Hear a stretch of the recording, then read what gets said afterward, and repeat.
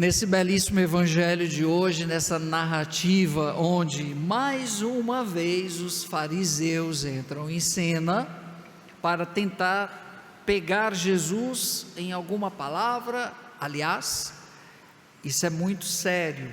Nós temos que tomar um cuidado muito grande com o que nós falamos, principalmente quando não temos a verdade das coisas. Cuidado ao reproduzirmos o que os outros dizem sem ter a certeza de que aquilo é verdade. Depois você pode pagar muito caro por isso, principalmente quando você reproduz. Hoje a palavra da moda é fake news, né? Quando você reproduz ideias e pensamentos que não correspondem com a verdade. Cuidado, isso ainda pode mandar para o inferno também, porque quando você fala do outro, quando você manipula por meio de palavras a vida do outro, tentando disseminar o que Jesus diz assim, maldade, e eles próprios sabiam da reta intenção de Jesus. Olha como os fariseus são tão hipócritas. Aliás, Jesus não mediu esforço para chamá-los de hipócritas, porque é hipocrisia mesmo, pura. Você saber que o outro está te fazendo uma pergunta, ou está te cercando de alguns argumentos por pura maldade, por puro cinismo, por pura falta de caráter. Aliás, está cheio de gente no planeta assim. E os fariseus eram doutores em mau-caratismo também, em problemas de distúrbio de personalidade. E o próprio Jesus mata a charada na hora. E eles próprios, mesmo com a sua hipocrisia, reconhecem em Jesus a reta intenção de Jesus. Eles traçam o perfil da personalidade de Jesus muito fácil. O que eles dizem? Sabemos que és verdadeiro.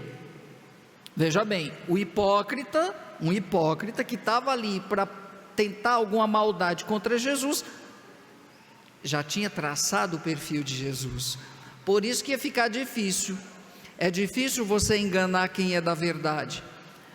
E eles dizem, sabemos que és verdadeiro, e que ensinas o caminho de Deus, e que não te deixas influenciar pela opinião dos outros, e que não julgas as pessoas nem o homem pelas aparências. 4 traços da personalidade de Jesus que é reconhecida pelos hipócritas. Aliás, essa última é muito importante. Não julgas pelas aparências, porque Deus vê no homem sempre a essência. A aparência nunca vai dizer o que a pessoa realmente é. Deus sabe quem você é, porque nas aparências você pode amanhecer um determinado dia e querer dar a entender uma realidade que você não é, quer que os outros te vejam assim. Então você formata uma aparência diferenciada, não falo só física, mas na questão de atitudes. Embora não há como se enganar, nós conhecemos muito bem as pessoas pelas atitudes delas, isso é fato, pelas atitudes. Tem um livro muito legal que fala assim, o corpo fala, né? Só um estudo dos aspectos físicos, né, das atitudes que as pessoas manifestam por meio do corpo, né? Você sabe quando ela olhou com indiferença, você sabe quando ela olhou com carinho, você sabe quando ela acolheu, você sabe quando ela não acolheu. O que significa a cabeça virar para esse lado, para o outro lado. É muito interessante o livro. O corpo fala, e fala mesmo, fala tanto que você percebe. Jesus percebia, Jesus fazia a leitura corporal das pessoas, né? Tanto é, quando nós não gostamos de uma coisa, nós manifestamos. Quando dá uma comida para você que você não gosta, você faz uma careta, não gosta. Na hora o corpo vai falar, né? E assim tantas outras. Mas Jesus nunca julgou ninguém pelas aparências, porque as aparências, elas são muitas vezes mediadas pela hipocrisia. Eu vejo aquilo que eu quero, e saio falando aquilo que quero, baseado naquilo que não é verdade. Então Jesus manda tomar muito cuidado com isso, e os próprios hipócritas reconheceram em Jesus esses quesitos, fundamentais. Mas lá vem a pergunta central. Lá vem a pergunta central para tentar pôr Jesus à prova: é lícito ou não pagar imposto a César? É aí que Jesus, de uma forma bem delicada e educada, olha para eles e diz: hipócritas, hipócritas. Se fosse o padre que falasse, já ia dizer: o padre é mal educado, esse padre é isso, esse padre é aquilo, né? Mas foi Jesus que falou. Então, Jesus falando, não tem problema. Por que me preparais uma armadilha? A armadilha foi, primeiro, os elogios. Por isso que a gente tem sempre que tomar muito cuidado com elogio, dependendo de quem vem. Dependendo de quem vem, tome cuidado, porque depois vem a bomba. Depois vem a bomba. E pergunta: é lícito ou não dar imposto a César? Jesus, percebendo a maldade, pediu para que eles mostrassem a moeda. É aqui que nós vamos ter a mensagem central. E o que está escrito nessa moeda? A imagem de César. Meu querido, dê a César o que é de César, e a Deus o que é de Deus. Ou seja, o que é de Deus? Quem é de Deus? Nós somos de Deus. Dai a mim, dai a Deus o que é de Deus, as almas, e dá a César o que é de César. Ou seja, nada daquilo que nós vivemos na imanência transcenderá, nós levaremos para o céu. Nós levaremos para o céu. Então, o imposto, ele é humano, ele é imanente, ele serve para a nossa vida humana. Então, a quem que se paga o imposto? Ao governo. Dá para ele, então. Dá para ele, dá a César o que é de César, e dê a Deus o que é de Deus. Essa é uma pergunta que a gente tem que se fazer sempre: eu estou oferecendo a Deus aquilo que eu deveria, a partir da concepção batismal, da minha consciência de Deus? A questão é que as pessoas não têm consciência de Deus na própria vida, e quando tem de uma forma mágica e supersticiosa, que eu diga muitas vezes os momentos fortes das nossas igrejas de devoção, né? Nos dias centrais de homenagem, de festa de padroeiro, por exemplo, as igrejas ficam sempre cheias no dia do padroeiro, porque eu vim lá, que eu tinha que ir. Não. E os outros dias? Não existe Deus, só existe Deus num dia por ano. Eu sempre vejo como nós celebramos a Páscoa, o dia mais importante do ano é a Páscoa. A quantidade de pessoas que vêm celebrar a Páscoa, mínima, e às vezes nas festas de Nossa Senhora, lotadas. Ah, padre, isso é bonito, Nossa Senhora não fica nada contente com isso, porque o dia principal do ano é a Páscoa, não é o dia de Nossa Senhora, não é a festa da padroeira mais importante, é a Páscoa, mas ninguém celebra a Páscoa. Tudo está em função da Páscoa, até a festa da padroeira. O nosso batismo está em função da Páscoa, do evento pascal, que é o maior de todos, mas ninguém está nem aí. Então dá a César o que é de César e a Deus o que é de Deus, presta a Deus a homenagem devida, não se preocupa com essas coisas que todas vão ficar aqui, paga o imposto, se estão usando ou não para o benefício da população, o problema deles, fiquem tranquilos que existe o inferno, gente. O inferno não acabou não, ele está bonitinho esperando, e é mais quente que Corumbá, tá? Quem estiver reclamando que aqui está quente, isso aqui é ar-condicionado, calma, tá? Porque eu já vi gente dizendo: se eu for para o inferno não vou estranhar. Vai, nem queira ir, nem queira, tá, meu filho? Nem queira, porque aí você vai lembrar: não vou à missa hoje porque está calor. O povo reclamando de calor em Corumbá, nunca vi isso. No Polo Norte tudo bem, no Polo Sul, mas aqui nós já estamos no calor sempre. Então não quero ir para o inferno não, viu, gente? Pelo amor de Deus, nem compare aqui com o inferno. Isso aqui é uma brisa suave no inferno, né? Com relação ao inferno. Então, é uma tomada de consciência que Jesus pede a todos nós. Enquanto a gente está sempre preocupado com o imanente, com o imposto que vai pagar, com a casa que vai construir, com o dinheiro, meu Deus do céu, para com isso. Como eu falei antes de ontem, em 2123 não tem nenhum de nós aqui mais, não tem nenhum de nós mais aqui, e todas as preocupações que vocês têm hoje, vai tudo virar cinza com você, outros nem lembrarão, Cuidado, viu? Tem gente que não vai nem lembrar de vocês. Façam possível para daqui a 100 anos alguém lembrar de mandar rezar uma missa, porque se você estiver no purgatório, é quente também lá, tá? Para dar uma saidinha do purgatório. Cuidado. Como nós vivemos hoje, lá na frente nós teremos o resultado de como vivemos hoje. E o que Jesus está dizendo: olha para o céu,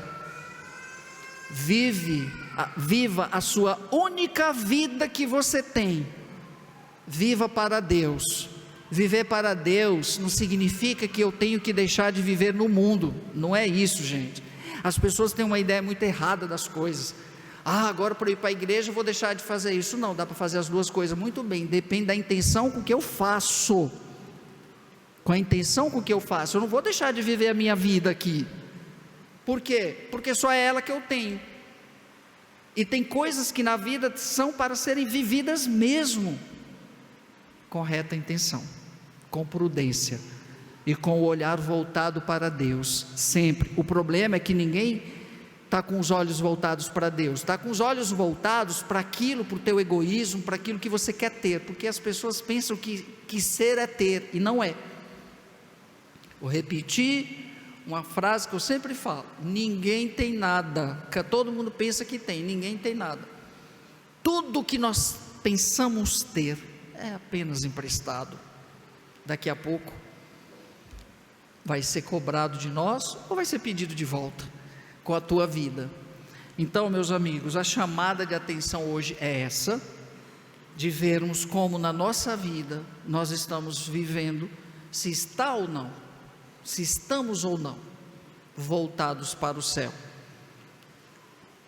Nesse sentido, tudo que está ao nosso redor, nós devemos fazer uma convergência para o céu, senão nós vamos passar pela vida de forma vegetativa, e nesse vegetar, esquecendo aquilo que é essencial. Mas eu quero encerrar esse momento convidando a todos a fazermos uma prece muito especial hoje pela paz no mundo.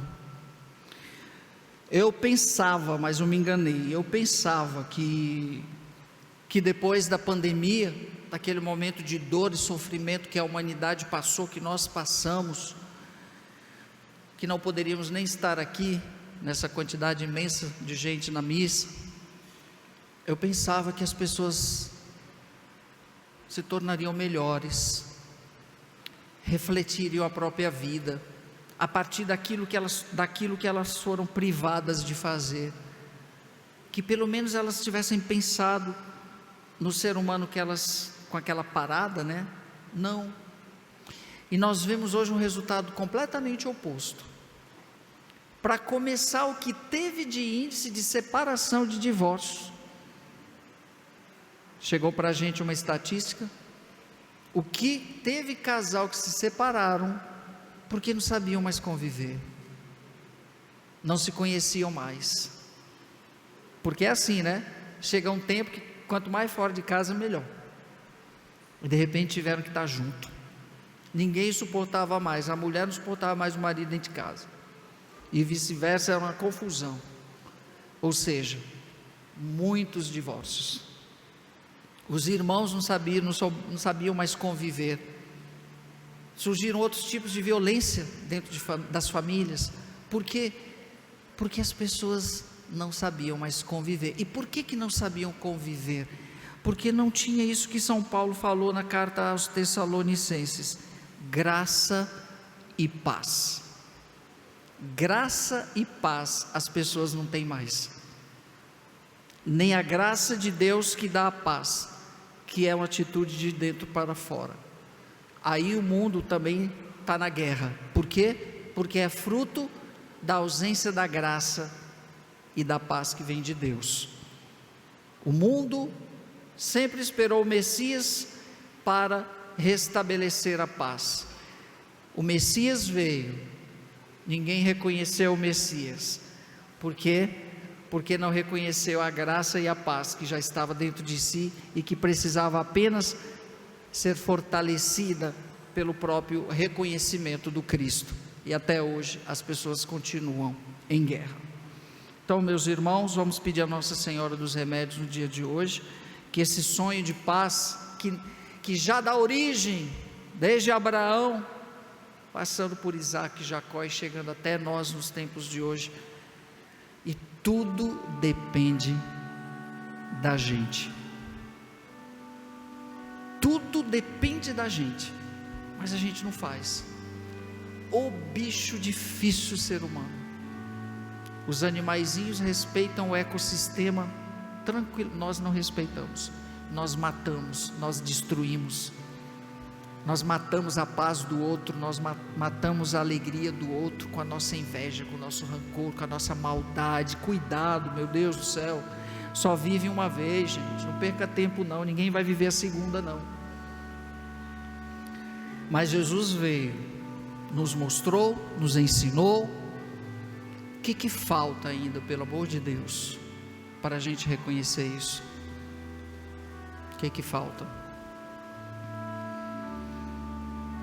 Ele veio e ensinou que o amor conduz à unidade, e que repartindo o pão a paz se faz realidade, que é preciso muito mais que um poema e um refrão.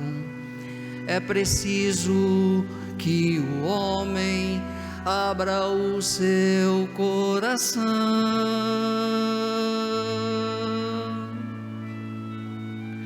A paz que é tão sonhada, cantada em canções tão lindas, só chegará até nós quando ouvirmos a voz do Senhor. Há milhares de menores desprezados por aí, e há crianças inocentes que não têm para onde ir. Eu estou presente neles, é a mim que rejeitais. Se me negais vosso amor, como quereis ter a paz?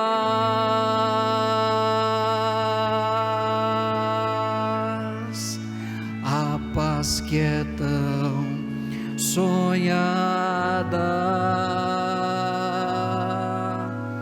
cantada em canções tão lindas, só chegará até nós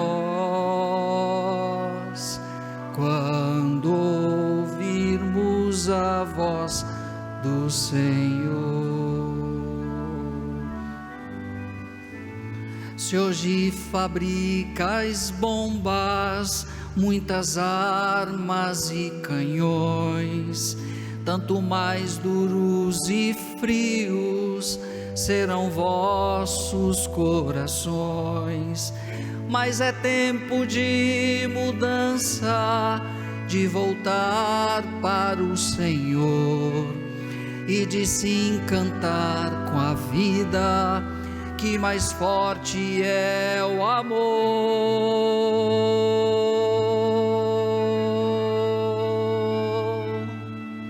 A paz que é tão sonhada, cantada em canções tão lindas, só chegará até nós quando ouvirmos a voz do Senhor.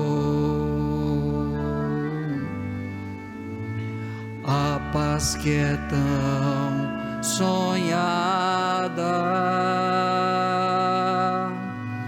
cantada em canções tão lindas, chegará até nós. Quando ouvirmos a voz do Senhor, quando ouvirmos a voz do Senhor, quando ouvirmos a voz do Senhor. Creio em Deus Pai Todo-Poderoso,